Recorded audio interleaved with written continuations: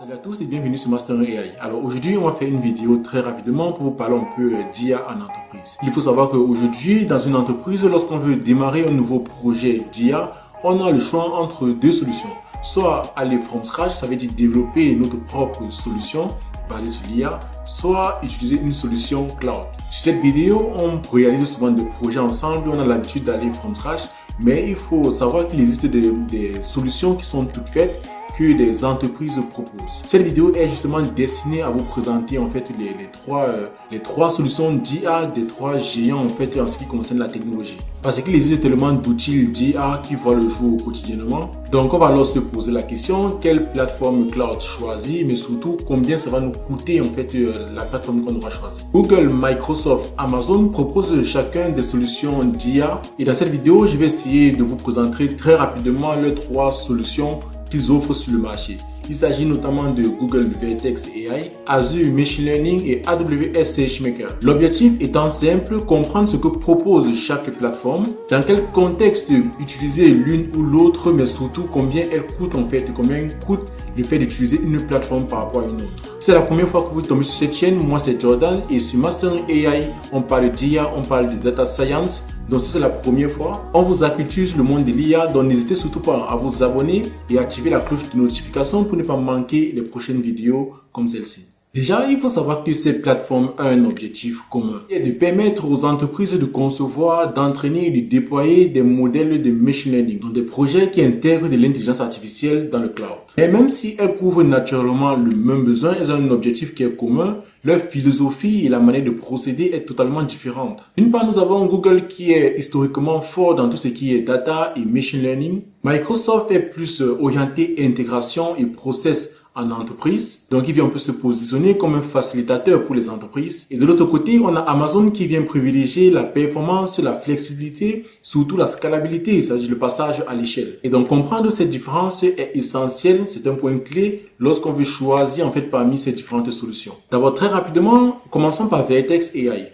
Vertex est une solution de Google Cloud. C'est une solution d'IA qui a été pensée pour être unifiée. Avec Vertex AI, on est capable de couvrir l'ensemble du processus de développement d'une solution d'IA, d'un modèle d'IA, c'est-à-dire de l'entraînement jusqu'au déploiement de ce modèle. Donc, il va ainsi permettre aux équipes de concevoir des modèles, de les entraîner, de les déployer et surtout de les surveiller dans le temps. C'est une plateforme qui est très orientée data science et MLOps. Pour ceux qui ne connaissent pas, le MLOps, c'est juste une science qui va permettre d'entraîner le modèle et continuer en fait l'amélioration du modèle même une fois que ça sera déployé dans ton infrastructure. Donc, il s'agira donc de mesurer les performances et faire des itérations, ceci dans le but d'améliorer les performances de ton modèle. Donc ici, Vertex AI s'adresse surtout aux équipes qui sont déjà quand même à un niveau avancé en termes de data science et qui travaillent également sur des problématiques de données avancées. Un point important, c'est son intégration dans l'écosystème Google. Je pense que c'est une de ses plus grandes forces. Nous avons par exemple un Vertex AI qui fonctionne très facilement, donc qui s'intègre très facilement avec BigQuery. Donc aujourd'hui, vous avez par exemple une architecture ou bien un système de BigQuery pour le traitement de vos données, le traitement et le stockage de vos données. Vous pouvez très facilement imaginer brancher Vertex AI sur ça. Donc, on a déjà des données qui sont stockées, qui sont analysées dans Google Cloud. Vertex AI est directement une solution, c'est directement un choix qu'on peut prioriser. Donc, parlant des points forts de Vertex, on a déjà une plateforme qui est unifiée et très cohérente, dont tout est vraiment centralisé au même endroit. Sur cela s'ajoute en fait l'expertise de Google, on peut le dire, l'expertise de Google en ce qui concerne tout ce qui tourne autour de l'intelligence artificielle. Et enfin, des produits qui sont puissants, des outils qu'ils ont développés, qui vont ainsi faciliter le développement des projets de machine learning ainsi que le passage à l'échelle en fait de ces modèles-là. Et parlant des inconvénients, vous voyez avec moi que comme je l'ai dit, Vertex est moins en fait accessible aux équipes qui sont non tech. Donc, si vous n'avez pas déjà un certain background data ou bien IA, il peut être un peu compliqué d'utiliser Vertex AI. Donc, elle nécessite donc une certaine maturité en termes de data science et machine learning. Donc, pour récapituler, Vertex devient idéal lorsque l'entreprise dispose déjà d'une équipe data expérimentée. L'environnement cloud de l'entreprise est déjà basé sur Google Cloud parce qu'on peut pas avoir par exemple un environnement qui est basé sur Microsoft et décider d'aller sur Vertex AI. Ça n'a pratiquement aucun sens. Et un troisième point, c'est vous pouvez choisir Vertex AI si vous voulez mettre en place des projets IA qui vont être industrialisés, dans des projets qui seront robustes et industrialisés. Maintenant, on peut se poser la question combien ça nous coûte. Il faut déjà comprendre que la plupart, ça sera valable pour les autres plateformes cloud. La plupart, on n'achète pas par exemple une licence qu'on peut voir dans des logiciels qui voient le jour. Généralement, c'est le système Pay as you go qui est utilisé. Ça veut dire que vous payez uniquement ce que vous consommez. Donc, dans le cloud, on va payer en fait l'utilisation de la ressource cloud. Ça peut être au calcul, ça peut être au stockage, au temps d'entraînement ou bien à l'utilisation des modèles IA qui sont déjà développés et stockés dans la plateforme. Et selon la plateforme choisie, la manière de consommer et donc la manière de payer peut être très différente. Donc Vertex AI est principalement facturé à l'usage et principalement sur par exemple la puissance de calcul utilisée pour l'entraînement, le temps pendant lequel les modèles sont déployés, les services associés, ça peut être le stockage, ça peut être les prédictions. Donc il n'y a pas de coût d'entrée fixe. Lorsqu'on commence à utiliser ce type de solution, on ne sait pas à l'avance combien on va consommer. Donc les coûts peuvent très vite monter si le modèle est par exemple utilisé en continu. Passons maintenant à Azure Machine Learning, qui est la plateforme IA de Microsoft. Il faut savoir que Microsoft oriente une approche qui est très orientée entreprise, qui est très orientée process. Donc le but en fait, ce qu'elle essaie de faire, ce que Microsoft essaie de faire, c'est de ne pas juste permettre de développer des modèles d'IA ou bien des solutions d'IA, mais permettre aussi ou bien faciliter l'intégration au processus existant. D'une part, on a Azure Machine Learning qui va permettre de gérer le cycle de vie des modèles d'intelligence artificielle. D'autre part, nous avons Cognitive Services qui va proposer des briques IA qui sont déjà prêtes à l'emploi, comme par exemple la vision par ordinateur, la reconnaissance vocale ou encore le traitement par langage naturel. Ce qui est souvent une approche qui est très utilisée en entreprise parce que souvent on a cette contrainte de confidentialité, donc on préfère utiliser des modèles qui passent par Azure, qui sont hébergés sur des serveurs européens. C'est une des solutions la plus utilisée en entreprise, surtout en ce qui concerne l'IA générative. Donc, par exemple, utiliser des modèles tels que GPT-4 ou GPT-4.5, mais en passant directement par Azure pour essayer de respecter les contraintes de RGPD. L'un des points forts de Azure, vous l'aurez deviné, c'est sa facilité d'intégration avec les autres outils en fait au quotidien. Ça peut être Office, ça peut être Power BI ou bien d'autres outils de la suite Office. On va pas se mentir, c'est l'une des suites les plus utilisées aujourd'hui en entreprise. Contrairement à Vertex AI, Azure en fait peut être adapté pour des non-tech. On n'a pas besoin d'être un expert en data pour commencer déjà à utiliser, à poser des premières briques.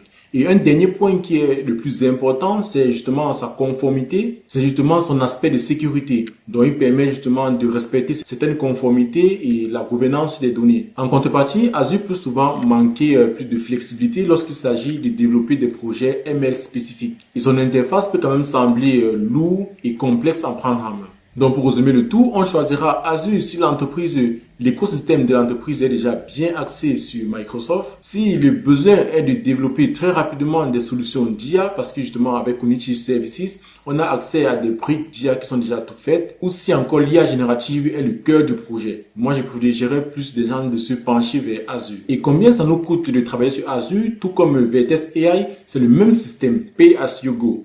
Donc, tu payes exactement ce que tu utilises. C'est facturé en fonction, par exemple, des coûts de calcul, nombre d'appels au service IA utilisés ou encore de l'usage du modèle génératif. Mais il faut savoir quand même que Azure est perçu comme étant plus prévisible en termes de dépenses, en termes de coûts, surtout lorsqu'on utilise des services assez standards. Ça peut être une solution idéale lorsqu'on veut rapidement commencer sans toutefois exploser le budget. Et si on parlait maintenant de AWS SageMaker, c'est probablement la solution la moins connue. Vous me le direz, mais je pense que c'est la solution la moins connue, mais pour moi, c'est la plus puissante. Il s'agit de la plateforme d'IA d'Amazon Web Services. Elle est sûrement moins connue parce que je pense que c'est la plus technique des trois. AWS adopte une approche très modulaire. C'est-à-dire que chaque brique peut être configurée indépendamment, ce qui permet ainsi une personnalisation très fine du projet IA. Cette approche modulaire offre plus de liberté en fait. On peut vraiment aller plus loin dans l'implémentation du projet IA, mais elle va aussi demander un certain niveau d'expertise technique. Les points forts d'AWS SageMaker, c'est déjà sa capacité de passage à l'échelle qui peut être impressionnante et très adaptée au gros volume de données. On peut déjà le voir en fait aujourd'hui comme c'est fait avec des instances sur AWS où il est possible de passer rapidement à l'échelle, d'augmenter la taille de notre machine en un seul clic. Donc AWS mise vraiment sur la scalabilité. Un autre point fort est l'intégration complète avec l'écosystème AWS. Pour ceux qui ont déjà fait un tour sur Amazon Web Services, vous saurez de quoi je parle. Et bien sûr, un point fort, c'est une grande flexibilité entre les équipes de data engineering. Par contre, AWS SageMaker est totalement en fait inaccessible aux profils qui sont non tech ou encore pour des équipes qui débutent, qui viennent juste de débuter en machine learning. Concernant le prix, il faut savoir que AWS facture chaque composant indépendamment. Donc, que ce soit l'instance de calcul, que ce soit le stockage, le transfert de données, le temps d'entraînement ou encore l'inférence. Donc, pour moi, c'est la plateforme vraiment la plus fine en termes de contrôle des coûts. Donc, tu connais exactement que oui, tel service-là me consomme telle somme. Mais il faut noter quand même qu'il est très facile de se perdre si on ne comprend pas vraiment l'architecture. On choisira donc SageMaker pour notre projet si déjà l'entreprise est déjà très investie sur AWS. Les équipes sont déjà très expérimentées sur des concepts de data ou bien de data engineering et que la performance ou bien la scalabilité sont prioritaires. On arrive à la fin de cette vidéo. J'espère qu'elle vous a aidé à comprendre un peu comment fonctionnent les différentes plateformes d'IA aujourd'hui. Déjà comprendre l'écosystème et ensuite comment elles sont facturées. Si elle vous a aidé, alors n'hésitez surtout pas à liker et à vous abonner pour ne pas manquer les prochaines vidéos. Dites-moi en commentaire si vous avez déjà eu à utiliser une plateforme parmi celles-là ou bien les trois. Si vous préférez développer votre projet from scratch, vraiment configurer tout de base et ne pas dépendre des solutions cloud. Cette vidéo était juste une présentation des différentes plateformes cloud qui dominent le marché aujourd'hui. On pourra faire des vidéos spécifiques pour faire des démos concrètes ou pourquoi pas même la réalisation des projets avec chacune des plateformes là. Si vous avez besoin d'une vidéo comme ça, n'hésitez pas à le mentionner en commentaire et à mentionner par exemple le service que vous voulez par exemple tester pour qu'on puisse monter une vidéo pour vous expliquer tout ça. Donc n'oubliez pas de vous abonner sur Master AI et je vous dis à très vite pour une nouvelle vidéo sur l'intelligence artificielle.